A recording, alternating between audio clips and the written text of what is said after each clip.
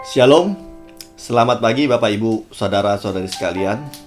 Ketemu kembali di My Daily Journal, GB Citra 2. Kita sudah sama-sama belajar tentang dua badai yang dialami oleh tokoh-tokoh dalam Alkitab, yaitu Yunus dan Paulus. Dan pada hari ini kita akan sama-sama belajar tentang satu badai yang dialami oleh Tuhan Yesus sendiri bersama dengan murid-muridnya pada saat mereka sedang dalam perjalanan, dalam pelayaran menuju ke Gerasa. Markus 4 ayat 35 sampai 41. Ya, kalau kita lihat di perikop tersebut bagaimana hari-hari ini sedang heboh ya, bahwa ada badai yang dihardik oleh Tuhan Yesus. Jadi sebenarnya kalau saya lihat bahasa Inggris yang dipakai hardik itu adalah rebuke ya. Rebuke artinya sebenarnya memperingatkan atau menegur. Jadi pada saat itu Yesus dan murid-murid mereka dalam perjalanan melintasi satu danau, mereka menuju ke Gerasa pada saat itu. Dan singkat cerita dikatakan di dalam Alkitab memakai kata sekonyong-konyong. Jadi sekonyong-konyong itu artinya badai itu tidak diprediksi sebelumnya. Dan itu mereka sedang dalam posisinya di malam hari, dan badai itu sekonyong-konyong datang. Kalau namanya sekonyong-konyong itu tiba-tiba, mereka tidak punya persiapan. Kalau kita sudah tahu dari jauh bahwa ada badai yang akan datang, kita bisa bersiap-siap gitu. Tapi saat itu yang mereka alami adalah badai itu datang dengan tiba-tiba.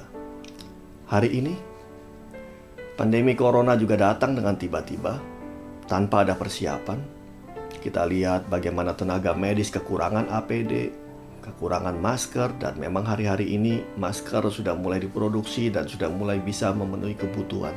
Tapi ada hal-hal lain yang masih belum siap. Gereja belum siap dengan ibadah online. Anak-anak di sekolah juga, sekolah banyak yang belum siap untuk ibadah online dan sebagainya.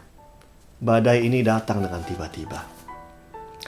Tapi yang kita perlu perhatikan adalah saat badai terjadi, Tuhan Yesus justru sedang duduk, sedang tertidur di buritan kapal. Artinya dia sedang tertidur di belakang, di posisi belakang kapal.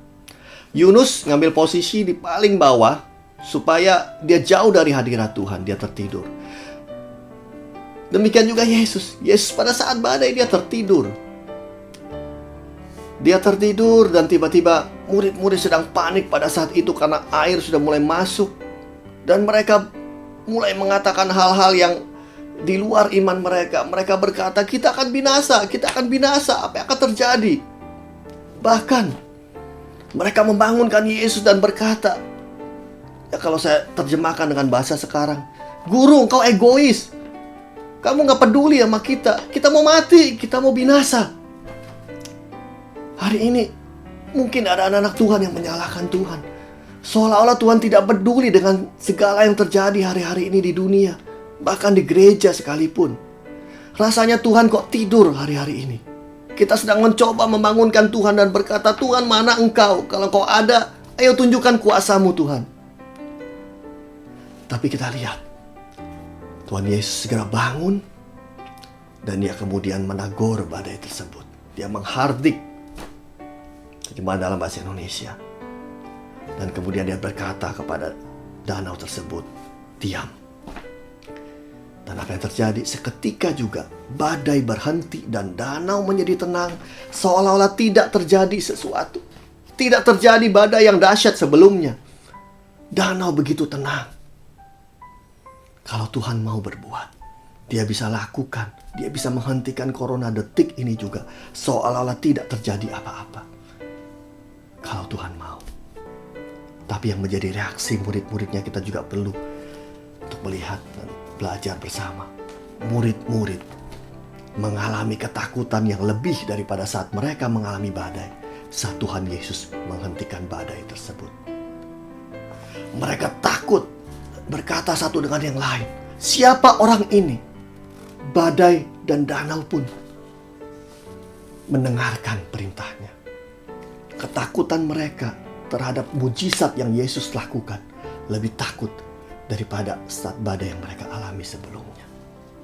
Dan Tuhan Yesus menegur mereka dan berkata, "Hai kamu, orang yang kurang percaya." Hari ini Tuhan sedang menantang iman setiap kita. Apakah kita masih punya iman? Apakah iman kita lebih besar daripada ketakutan kita? Apakah is your faith bigger than your fear? Hari ini mari kita mau datang pada Tuhan dan berkata, "Tuhan, ampuni aku kalau selama ini aku takut. Tapi pada hari ini aku mau proklaim bahwa imanku akan lebih besar daripada ketakutanku."